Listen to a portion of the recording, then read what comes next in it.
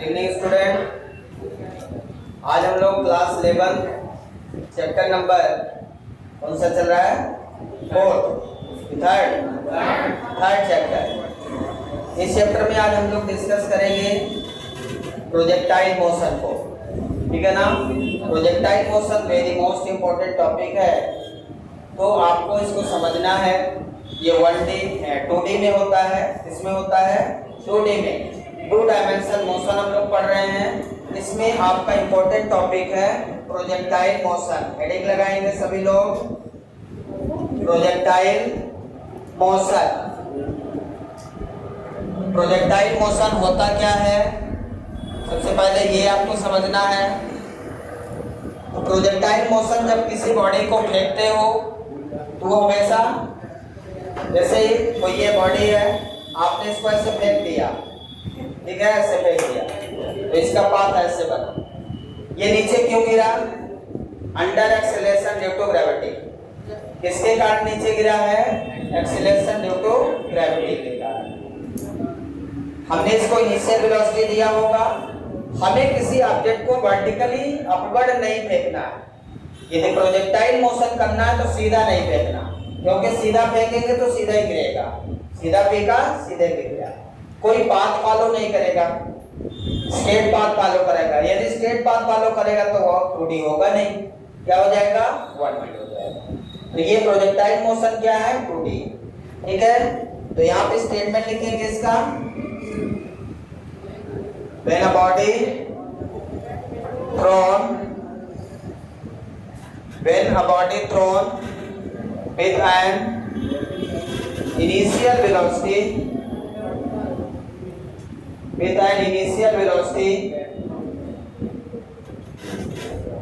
लिखते जाएंगे, when a body thrown with an initial velocity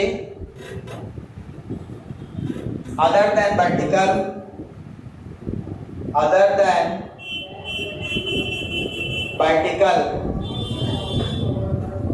when a body thrown with an initial velocity other than vertical, ठीक है,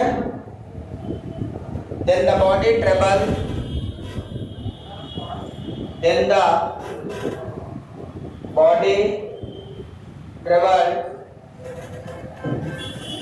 curved path under acceleration due to gravity, under acceleration due to gravity, under acceleration due to gravity, body fall down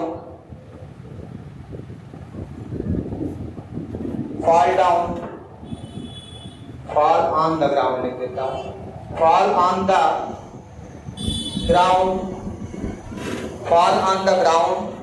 any other point from which was thrown,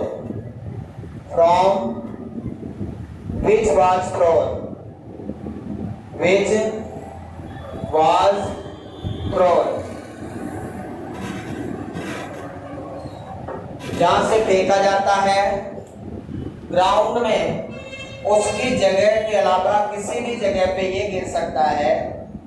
क्यों गिर सकता है? क्योंकि under acceleration due to gravity काम करेगा। When a body thrown with an initial velocity other than vertical, then the body travel curved path under acceleration due to gravity, body fall on the ground any other point from which was thrown। ठीक है ना? ये कहलाता है projectile motion. ठीक है, it's called projectile motion.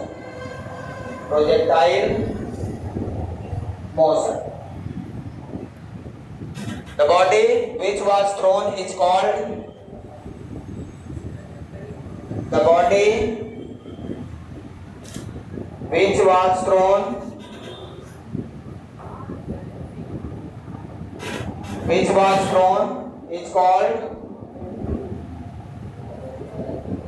क्या? उस बॉडी को क्या बोलते हैं? जिसको फेंकते हैं, प्रोजेक्टाइल, बॉडी फेंकते हैं उसको क्या बोलते हैं, उसको क्या नाम है, प्रोजेक्टाइल बोलते हैं उसको, ठीक है ना। जिस बॉडी को आप फेंकते हो उसको प्रोजेक्टाइल बोलते हैं, ठीक है। Projectile, the body which was thrown is called projectile and followed by path is called, the path followed by the curved path followed by body is called trajectory,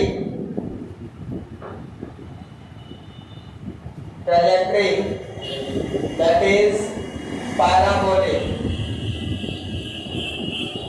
कैसा पाथ रहता है इसका, पैराबोलिक पाथ रहता है। कैसा रहता है, कैसा पाथ रहता है, पैराबोलिक पाथ रहता है, ठीक है ना।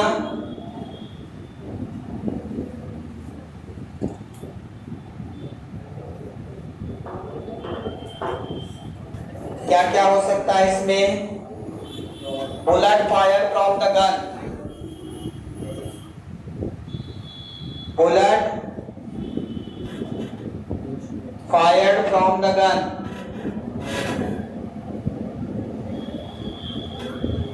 बुलेट जब गन से निकलती है तो वो हमेशा प्रोजेक्टाइल मोशन पे निकलती है। बंदूक दाग दिया, बुलेट निकली और वो प्रोजेक्टाइल मोशन बन गया, ठीक है ना। Bullet fired from the gun, ये हमारा एग्जांपल है प्रोजेक्टाइल मोशन का। और क्या एग्जांपल हो सकता है, football kick by the player, football भी हो सकता है। बॉल थ्रोन,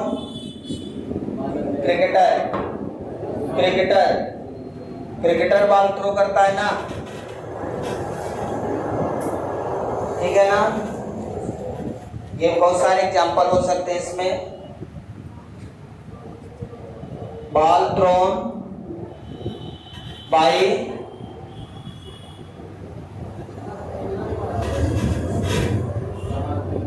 क्रिकेटर,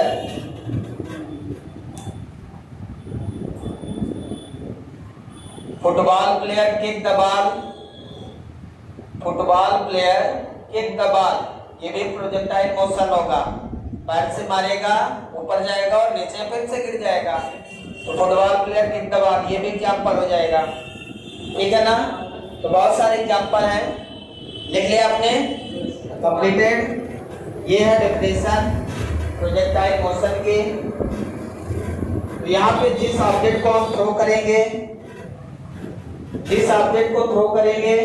जैसे ये एक ऑब्जेक्ट है, इसको फेंकना है, तो ये क्या कहलाएगा, प्रोजेक्टाइल कहलाएगा। ये क्या कहलाएगा, प्रोजेक्टाइल। इसको भी आप थ्रो करते हो, आपका प्रोजेक्टाइल कहलाता है, ठीक है ना। और जैसा पाथ बन जाएगा वो उसका कर्व्ड पाथ हो जाएगा। These are two types. Number first, horizontal projectile motion. Number second, oblique projectile motion. So these are two types, horizontal projectile motion and second one oblique projectile motion. Horizontal projectile motion का मतलब along the surface। यदि हम किसी को ऐसे फेंक देते हैं सीधा तो हॉरिजॉन्टल है, इसको हॉरिजॉन्टल बोलते हैं। और ऑब्लिक मतलब किसी एंगल पे फेंकते हैं, जैसे मैं ऐसे फेंक दूं तो यहाँ से हॉरिजॉन्टल से एंगल बना लेगा, वो ऑब्लिक प्रोजेक्टाइल मोशन हो जाएगा, ठीक है। तो यहाँ पे दो तरीके से किसी भी ऑब्जेक्ट को हम फेंक सकते हैं, तो उसके हिसाब से ये दो टाइप का है।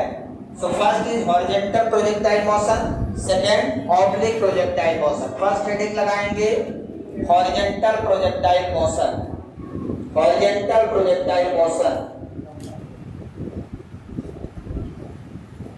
ठीक है।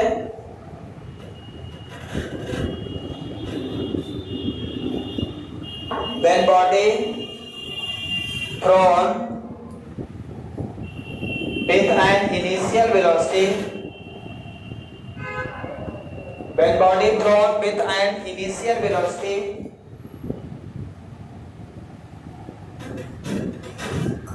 along the horizontal direction, along the horizontal direction, horizontal direction, x direction, x direction मतलब horizontal direction, ठीक है ना। When the body thrown with an initial velocity along the horizontal direction, under acceleration due to gravity, under acceleration due to gravity, under acceleration due to gravity, body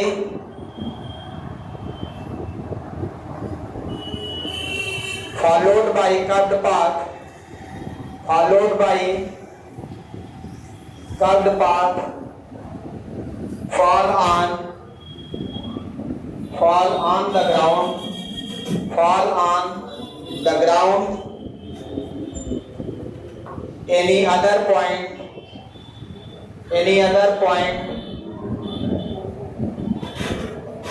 which was thrown,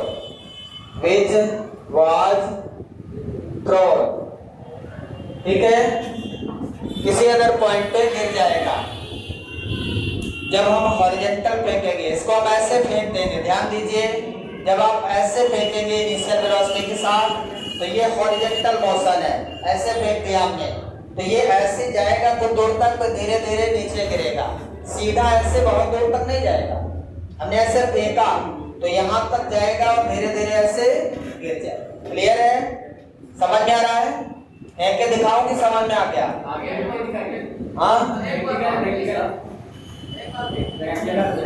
बार फेंक देता, ठीक है ना, ऐसे।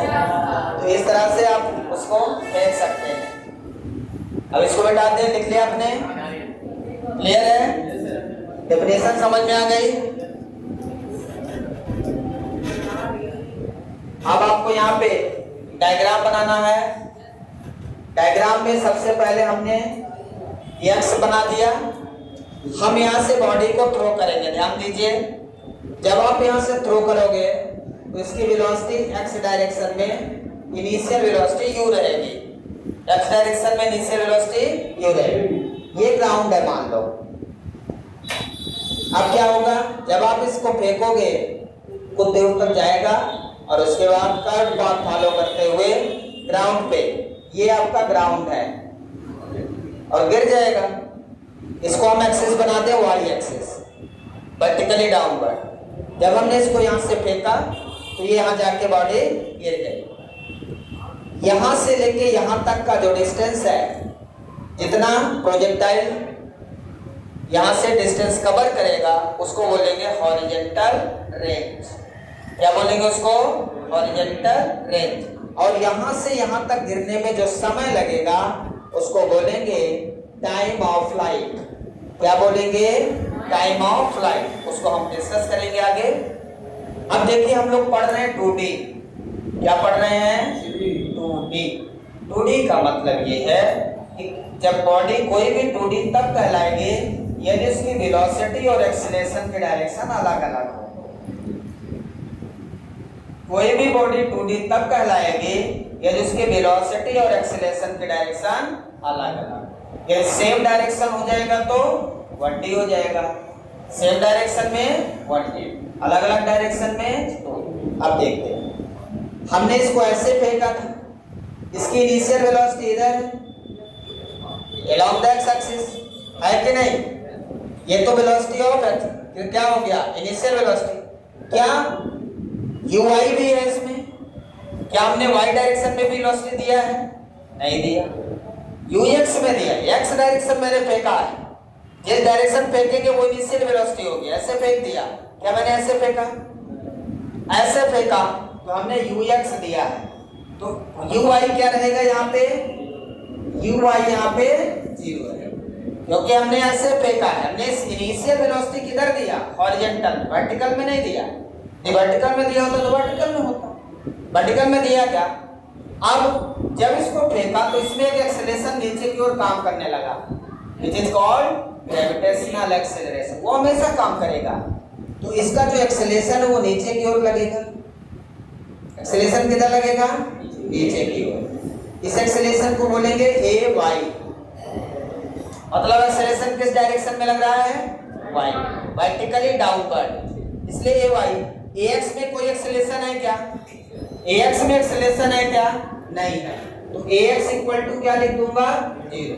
मतलब ax 0 रहेगा और uy 0 रहेगा, ay रहेगा और ux रहेगा, दो चीज इसमें काम करेगा। वेलोसिटी की डायरेक्शन ये, एक्सेलरेशन की डायरेक्शन डाउनवर्ड, और under acceleration due to gravity ay equal to क्या लिखोगे, g लिखोगे पॉजिटिव में। ay को क्या लिखोगे, g लिखोगे, क्योंकि बॉडी फॉल डाउन हो रही है, तो ग्रेविटी यहाँ पे पॉजिटिव लेंगे, ऊपर की ओर फेंकेंगे तो नेगेटिव।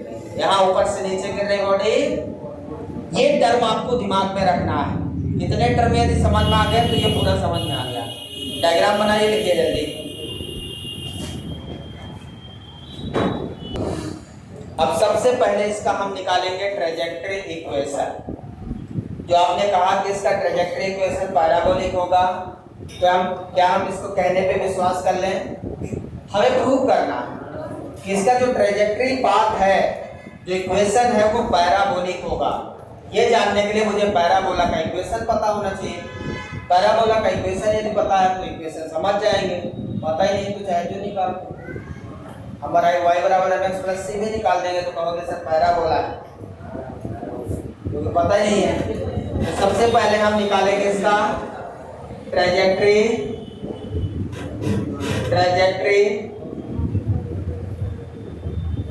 इक्वेशन। सबसे पहले इसका हम निकालेंगे ट्रेजेक्टरी इक्वेशन।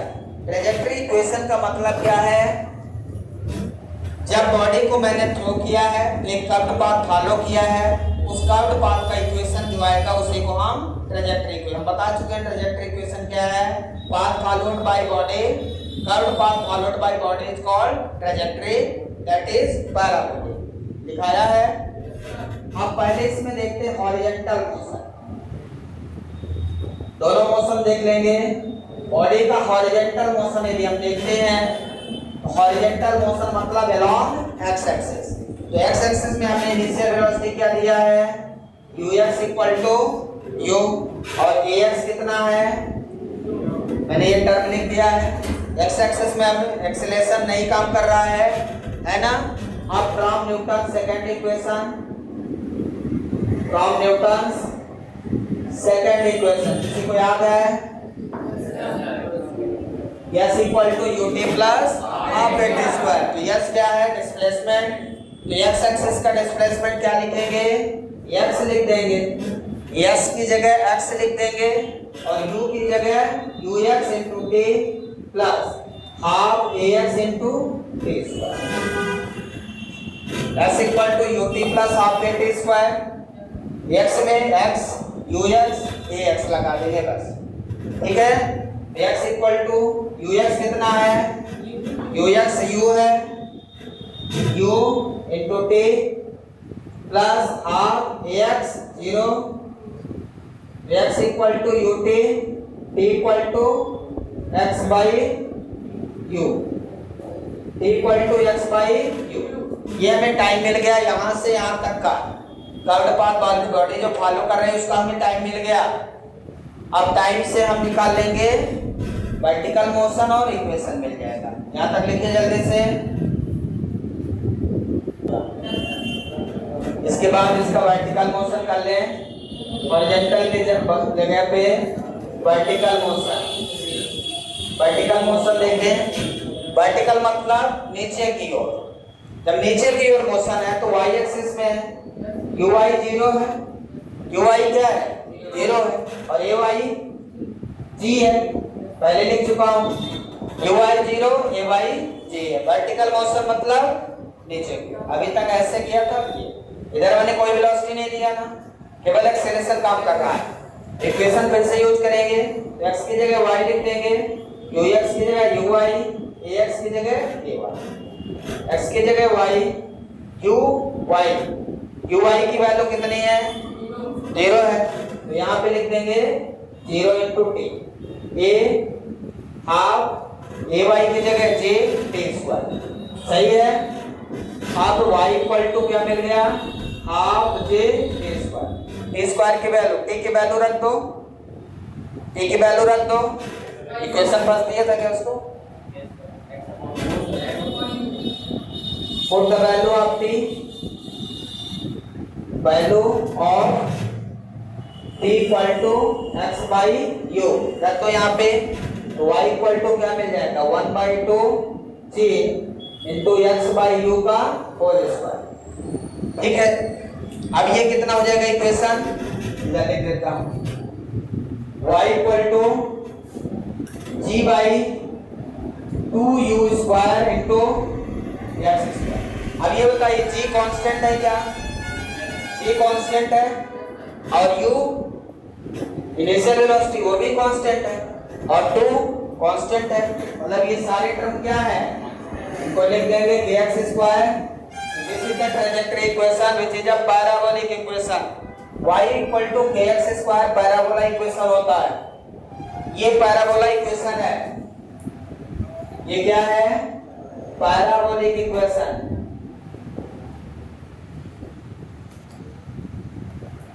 यही ट्रैजेक्टरी इक्वेशन का पाथ कैसा हो गया? पैराबोलिक हो गया। k किसको मान लिया हमने?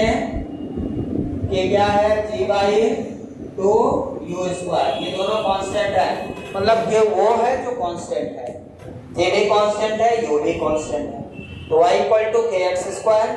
सो this is the equation of trajectory which is a parabolic equation. इस तरह से ये प्रूव हो जाता है कि जो पाथ बन रहा है ये पैराबोलिक पाथ ही है।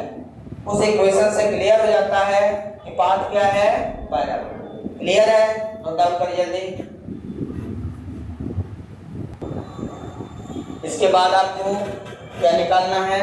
टाइम ऑफ फ्लाइट निकालना है। ट्रैजेक्टरी इक्वेशन हो गया, क्या फाइंड करेंगे? Time of flight. हेडिंग लगाएंगे time of flight. Second number मुझे निकालना है time of flight.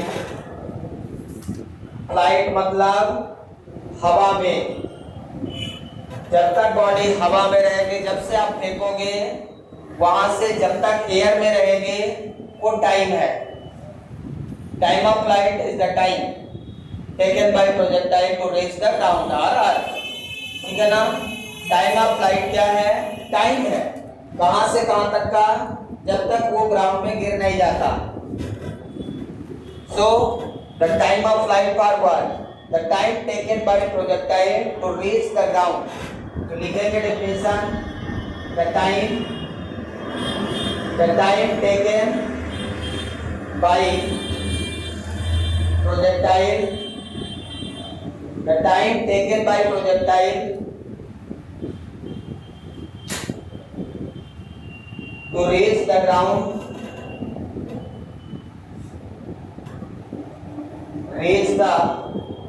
to reach the ground, the time taken by projectile to reach the ground is called time of flight. Time of flight, it is denoted by capital T. Its unit second. Time है ये एक प्रकार का, जिसकी unit क्या रहेगी? Second रहेगी।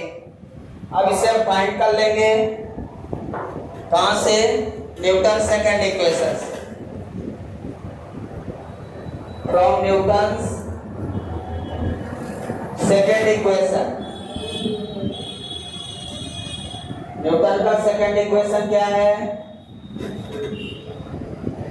यहाँ पे वर्टिकल मोशन रहेगा y equal to u y into t plus x. इसमें जो रिप्लेसमेंट है u y equal to 0, a y equal to g, small t equal to capital t, ये रिप्लेसमेंट रहेगा। U y equal to 0, a y equal to g, small t equal to capital T. Equation लिखेंगे y, और y कितना रहेगा इसमें? y मतलब जब आपने यहाँ से फेंका और ग्राउंड में गिर गया तो यहाँ y 0 है। जब ग्राउंड में गिरा तब y कितना है? इसको h ले लें, y को h ले लें। जब आपने यहाँ से फेंका है इसको तो पूरी हाइट इन्होंने ग्राउंड तक गिरने की हाइट कितना है? h है। तो y की जगह क्या लिख देंगे? h लिख देंगे। तो आपका इक्वेशन है y equal to u y into t plus half a y into t square. ये रिप्लेसमेंट करना है इक्वेशन में, ध्यान से देखिए क्या क्या रिप्लेसमेंट करना है। पढ़ लिया? तो y की जगह h लिख देंगे, यू वाई की जगह 0 plus half g t square, small t की जगह कैपिटल टी। तो यहाँ से h इक्वल टू मिलेगा half g t square. So t square equal to 2h by g and t equal to under root 2h by जे।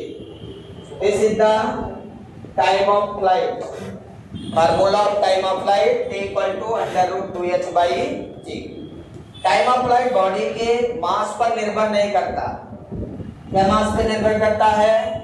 केवल इस बात पे निर्भर करता है कि बॉडी को आपने कितना ऊपर से फेंका है। बॉडी चाहे छोटी हो चाहे बड़ी हो, चाहे 1 किलो की हो चाहे 2, उसको अर्थ सरफेस पे गिरने में उतना ही समय लगेगा। वो हाइट पे निर्भर करता है। इस पे हाइट देख लिया। इसके बाद निकालेंगे, अब क्या बचा? Horizontal range. Time of flight clear हो गया सबको? समझ में आया कि नहीं? लिख लिया सबने? बचा अभी? तो न्यूटन सेकंड इक्वेशन लगाएंगे और टाइम ऑफ फ्लाइट फाइंड कर लेंगे। अब निकालते हैं हॉरिजॉन्टल रेंज। क्या निकालेंगे? Horizontal range, third number heading लगाएंगे हॉरिजॉन्टल रेंज, कैपिटल आर से डिनोट करेंगे। हॉरिजॉन्टल रेंज है क्या एक्चुअल? ये डिस्टेंस, रेंज मतलब डिस्टेंस। बताए रेंज क्या? रेंज है क्या? दूरी है क्या? Distance. Range maximum horizontal range मतलब maximum horizontal distance travel by projectile, जितना वो मैक्सिमम ट्रेवल करेगा। तो इसको लिख सकते हैं the maximum horizontal distance, the maximum horizontal distance travel by projectile, the maximum horizontal distance traveled by projectile during time of flight, during time of flight। ध्यान रखेंगे टाइम ऑफ फ्लाइट के समय में जितना मैक्सिमम डिस्टेंस ट्रेवल कर लेगा projectile is called horizontal range, horizontal range। it is denoted by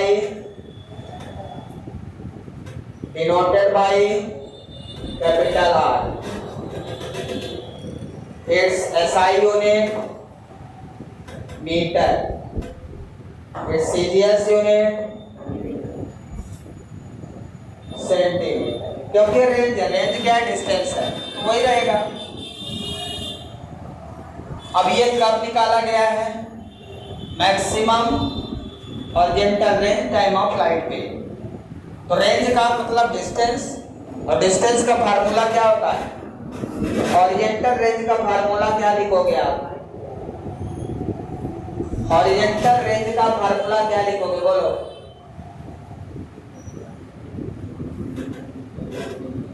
horizontal range equal to velocity into time. क्या लिखेंगे?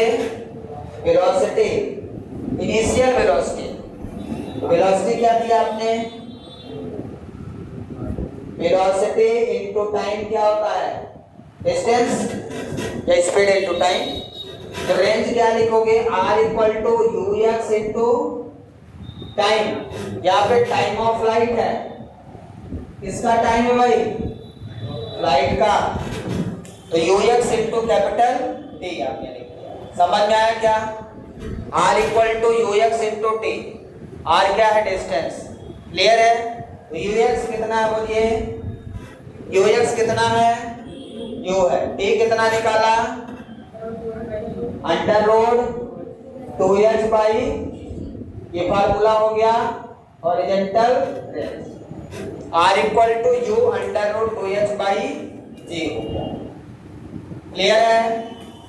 समझ में आया क्या? इस तरह से ये आपका हॉरिजॉन्टल प्रोजेक्टाइल मोशन कंप्लीट होता है। इसमें एंगल नहीं दिया रहेगा तो आप समझ जाए ये है, इसमें एंगल दिया रहेगा समझ जाए वो आप देखें। Thank you.